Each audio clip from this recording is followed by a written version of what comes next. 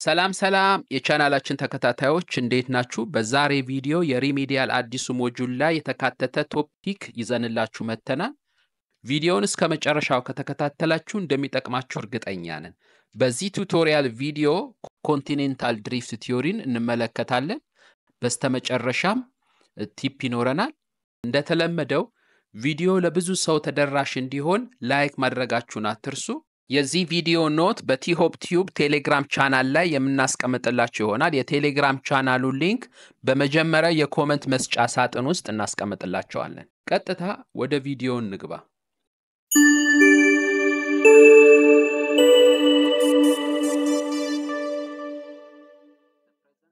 ኮንቲኔንታል ድሪፍት ቲዮሪ Continental drift theory suggests that the present continents were formed from a single continent called Pangaea.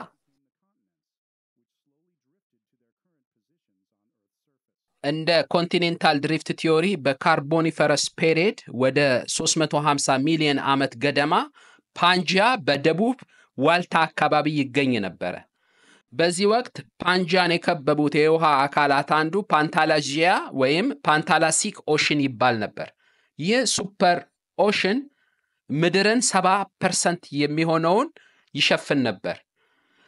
በሌላ በኩል የአሁኖቹ ኢንዲያን ኦሽን እና ሜዲትራኒያን ሲን ፕሪዲሲሰር የሆነው ኤይስ ሲ ወይም ቴይስ ኦሽን ይገኝ ነበር።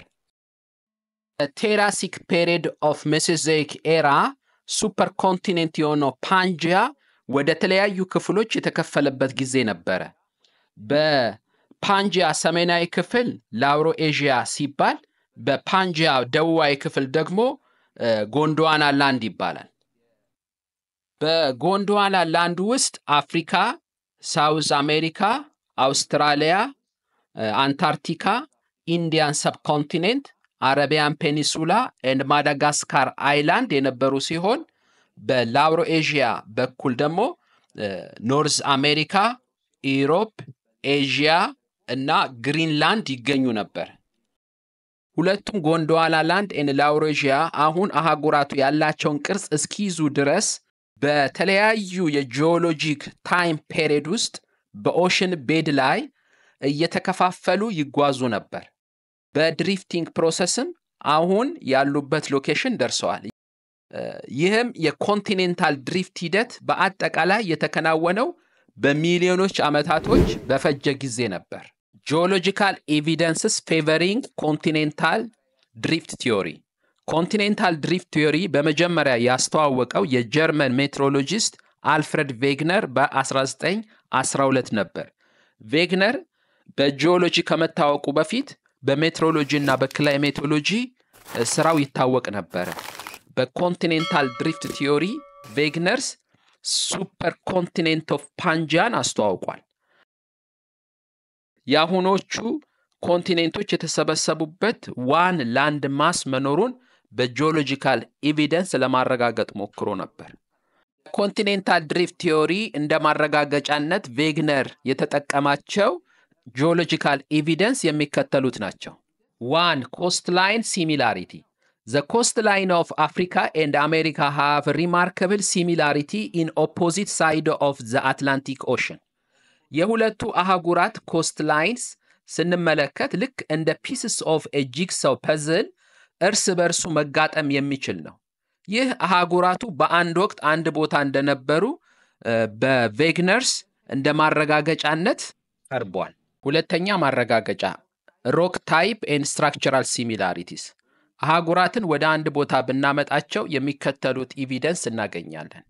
በአህጉራት መካከል ተመሳሳይ የሆነ የአለት አይነት፣ አለቶች ያላቸው ተመሳሳይ እድሜ፣ የተራራ ሰንሰለቶች በአህጉራቶች መካከል ተመሳሳይ መሆን ናቸው።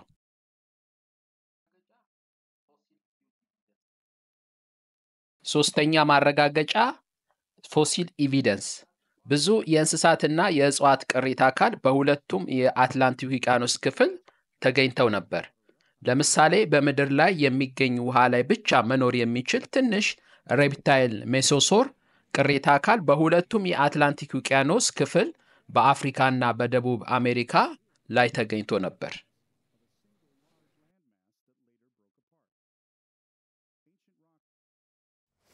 For paleoclimate evidence, similarity of climate data reconstructed from the rock structures are similar in the present continents. በኢንዲያ፣ በአውስትራሊያ፣ በሳውዝ አሜሪካ፣ በሳውዘርን አፍሪካ በሁሉም ኮንቲኔንታል ግላሺዬሽን ማረጋገጫዎች ተገኝቶባቸዋል። ይህም አህጉራቱ ፓንጂያ በሆኑ ጊዜ ሳውስ ፖል አካባቢ መሆናቸውን የሚያመለክት ነው።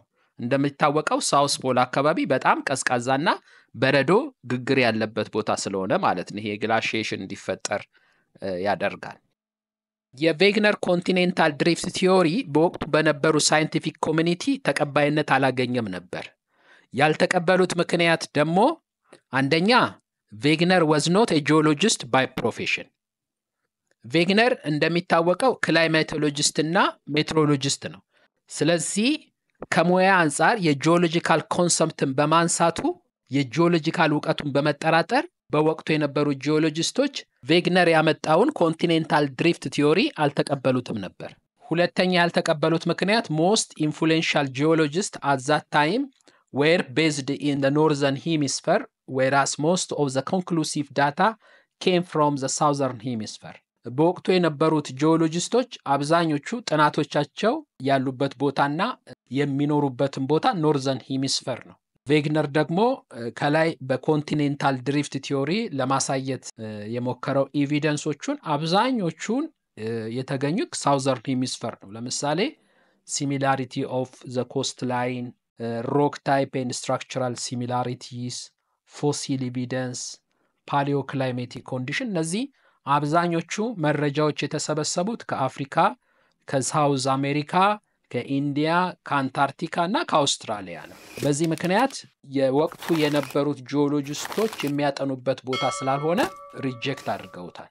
ሶስተኛው ቬግነርን ሪጀክት ያደረጉት በወቅቱ የነበሩ ሳይንቲስቶች ቬግነር thought that Pangaea didn't break up until Cenozoic era and scientists found it hard to believe that so much continental drift could have occurred in so short time. ቬግነር በመጀመሪያ ኮንቲኔንታል ድሪፍት ቲዮሪን ፕሮፖዝድ በሚያደርግበት ጊዜ እስከ ሴኖዞይክ ኤራ ድረስ ፓንጂያ ብሬክ አላደረገም ብሎ ነበረ ያቀረበው። ነገር ግን በወቅቱ የነበሩ ሳይንቲስቶች ፓንጂያ እስከ ሴኖዞይክ ኤራ ድረስ ብሬክ ካላደረገ እንዴት በአጭር ጊዜ ውስጥ አሁን ኮንቲኔንቶች ያሉበት ቦታ ሊደርሱ ቻሉ የሚለው አጠራጣሪ ሆኖባቸው ነበር። ያው እንደሚታወቀው ከቬግነር በኋላ በኮንቲኔንታል ድሪፍት ቲዮሪ ላይ በተሰሩ ጥናቶች በተለይ ከ1950 ዓመተ ምህረት በኋላ ይሄ ፕሌት ቴክቶኒክ ቲዮሪ ተቀባይነት አግኝቶ የቀጠሉ ሪሰርቾች ናቸው ኮንቲኔንታል ድሪፍት ቲዮሪን ሙሉ እንደ ቲዮሪ በጂኦሎጂስቶች ተቀባይነት አግኝቶ የቀጠለው። አራተኛው በወቅቱ የነበሩት ሳይንቲስቶች ሪጀክት ያደረጉበት ምክንያት lack of direct evidence on the movements of continent and need explanation of the mechanism የሚለው ነው። እንደሚታወቀው ቬግነር ኮንቲኔንታል ድሪፍት መኖሩን ለማሳየት ያስቀመጣቸው ኤቪደንሶች መካከል አብዛኞቹ ቀጥታ ከኮንቲኔንቱ በምን ያህል ድሪፍት እያደረጉ ተጓዙ የሚለውን የሚያመለክት አይደለም። ለምሳሌ የመጀመሪያው ሲሚላሪቲስ ኦፍ ኮስት ላይን የሚለው ይሄ በዳይሬክት ኦብዘርቬሽን የሚታይ እንጂ ቀጥታ ጂኦፊዚክስ ወይም የጂኦሎጂን ዕውቀት ተጠቅመው ወይም በምን ያህል ሴንቲሜትር ወይም በምን ያህል ፍጥነት ተንቀሳቀሱ የሚለውን አያመለክትም።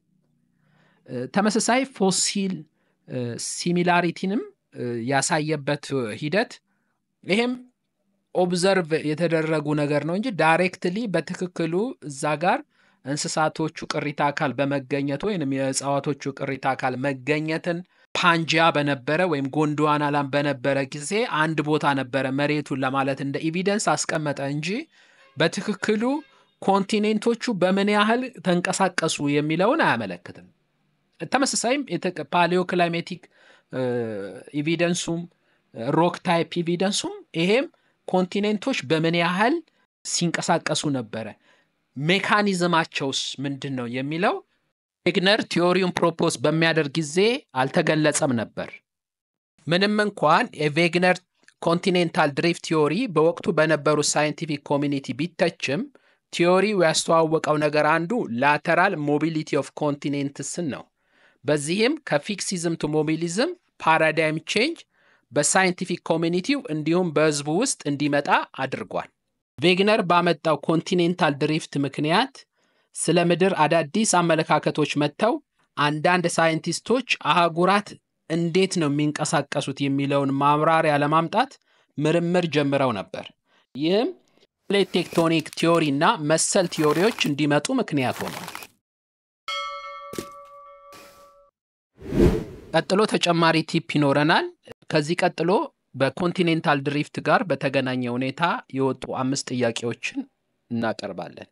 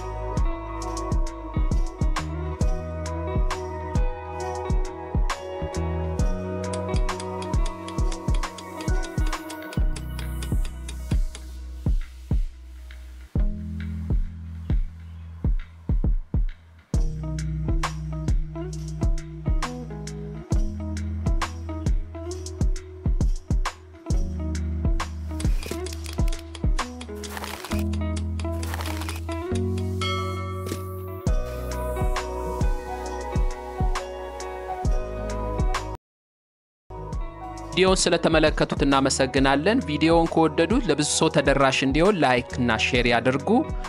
በሌላ ትምህርታዊ ቪዲዮ እስክንገናኝ ሰላም ቆዩ።